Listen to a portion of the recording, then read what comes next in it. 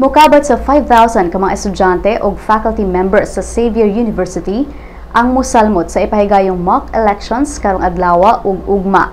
Matod ni Cristohanong Katilingban sa Pagpakabana Director Nestor Banwag Jr. nga ang mock elections parte sa kampanya sa tunghaan aron iapil ang kabatan-unan sa proseso sa piniliay ug aron dili mag-survey kung kinsay nag-una nga kandidato.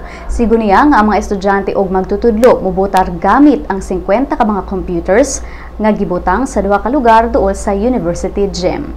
Nagsugod ang mock poll kaganinang alas 8 sa buntag ug mahuman kini sa alas 7 sa gabi.